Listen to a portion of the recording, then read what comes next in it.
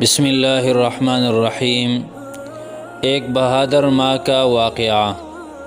میدان جہاد کی طرف سے شوق بڑھنے کے سلسلے میں علامہ ابن نحاس رحمہ اللہ نے اپنی کتاب مشارع الاشواق میں ایک عجیب قصہ ذکر کیا ہے جو عبرت اور شوق جہاد و شوق شہادت سے پر ہے۔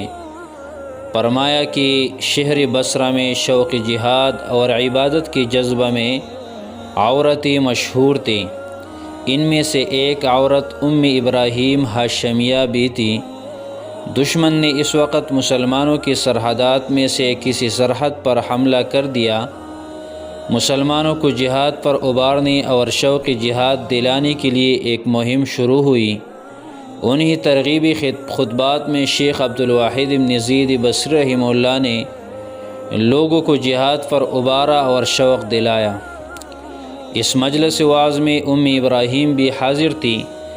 شیخ عبدالواحد نے اپنی تقریر کے دوران مجاہدین اور شہداء کے لیے جنت کی نعمتوں میں حوروں کا تذکرہ بھی کیا۔ اس مؤثر تذکرہ میں انہوں نے حوروں کی حسن و جمال، عظمت و کمال پر ایک قصیدہ بھی پڑھا جس سے لوگ جنونی حد تک جذباتی ہو گئی اور مجمع میں شوق شہادت کا ایک زلزلہ برپا ہو گیا۔ مجمع میں ابراہیم کود پڑی اور شیخ عبدالواحد سے کہنے لگی، اے ابو عبید، آپ کو خوب معلوم ہے کہ بصرہ کی بڑے بڑے رئیس میری بیٹی ابراہیم کو اپنی بیٹیوں کا پیغام نکاح دے چکی ہے، لیکن میں نے ابراہیم کے لیے کسی پیغام کو قبول نہیں کیا۔ لیکن آپ نے جس لڑکی اور حور کا تذکرہ کیا ہے اس نے تو مجھے تعجب میں ڈال دیا ہے۔ اب میں اپنی بیٹی ابراہیم کی شادی اسی لڑکی سے کراؤں گی، مگر آپ سے درخواست ہے کہ آپ اس کے حسن و جمال اور عظمت و کمال کو ذرا پھر دہرا لیجئے۔ شیخ عبدالواحد نے حور کی صفت میں پھر ایک قصیدہ پڑھا جس کے چند اشعار کا ترجمہ یہ ہے: روشنیوں کی بنیاد اس حور کے روشن چہرے سے پڑے ہے اور اس کے خالص عطر کی آمیزش تمام خوشبو میں آئی ہے۔ اگر یہ حور اپنی جوتی سے ریت کو بیرون ڈالے تو بغیر بارش تمام اطراف گھاس سے ہرے بھرے ہو جائیں گی۔ اگر یہ حور اپنی شہد جیسے لعاب کو سمندر میں تھوک دے تو خشکی کی تمام مخلوق کے لیے سمندر کا پانی میٹھا ہو جائے گا۔ اس کے رخسار پر جب کسی کی نگاہ پڑتی ہے تو قریب ہے کہ دل کے خیالی تصور کی وجہ سے یہ نگاہ رخسار میں زخم کر دے۔ ان اشعار کو سن کر اس دفعہ تو لوگ تڑپ اٹھے اور ابراہیم پھر سامنے آئی اور شیخ عبدالواحد سے کہنے لگی، اے ابو عبید، اس لڑکی کی جمال آرا نے مجھے حیرت میں ڈال دیا ہے۔ میں اپنی بیٹی کے لیے اس لڑکی کو بطور دلہن پسند کرتی ہوں، تو کیا آپ یہ کر سکتے ہیں کہ اس لڑکی کا نکاح میری بیٹی سے کرا دیں اور مہر مجھ سے 10,000 دینار قبول کر لے؟ پھر میرا لخت جگر آپ کے ساتھ اس غزوہ میں چلا جائے گا، شاید کہ اللہ تعالیٰ میری بیٹی کو شہادت کی عالی رتبہ سے نواز دے اور یہ لڑکا اپنے والد اور میرے لیے قیامت کے روز شفاعت کرنے والا بن جائے۔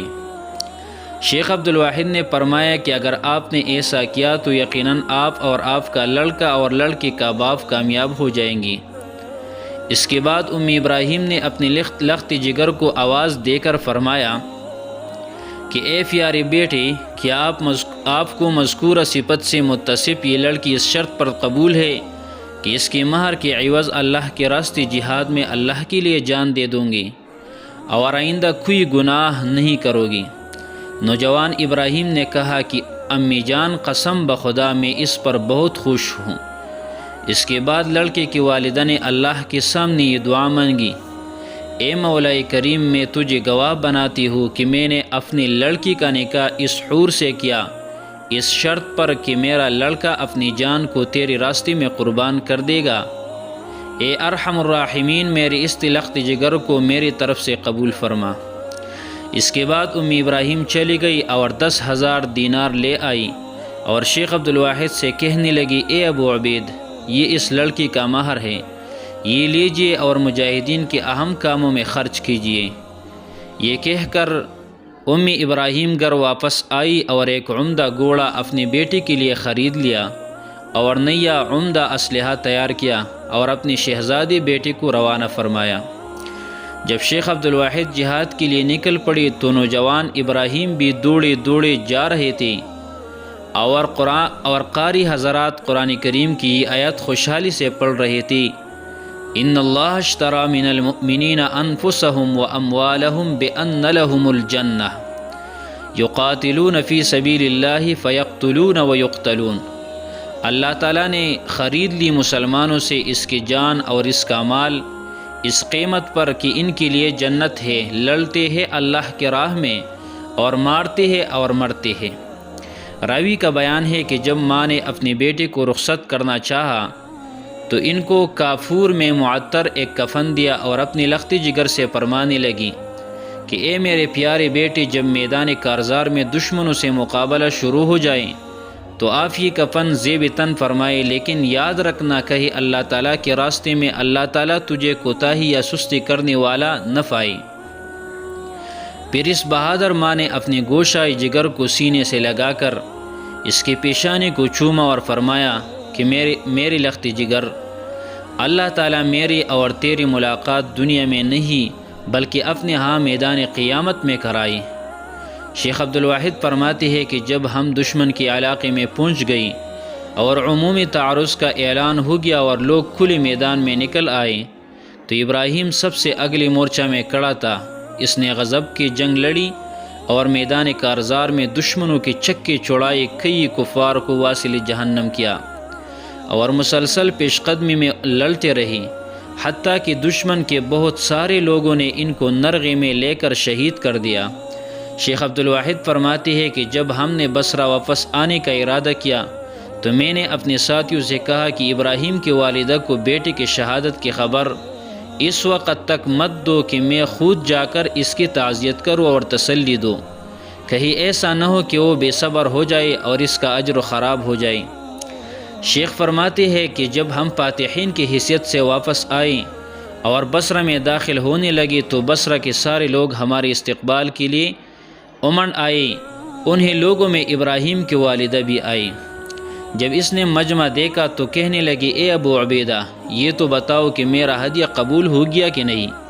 اگر قبول ہو گیا تو میں لوگوں سے مبارکباد لو، اور اگر ہدیہ رد ہو گیا ہے تو میں لوگوں سے تعزیت وصول کرو۔ شیخ نے فرمایا کہ قسم بخدا تیرا ہدیہ اور تیری قربانی کو اللہ تعالیٰ نے قبول فرما دیا ہے۔ تیرا بیٹا شہداء کے ساتھ زندہ تابندہ کافی رہا ہے۔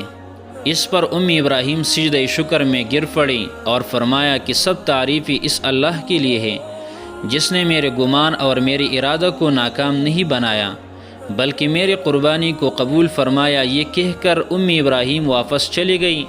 رات گزار کر اگلی صبح سویرے ابراہیم شیخ عبدالواحد کے پاس آئی اور زور سے کہا، السلام علیکہ یا ابا عبید ابشراک، اے ابو عبید تجھ پر سلامتی ہو، میں تجھے ایک خوشخبری سنانے آئی ہو۔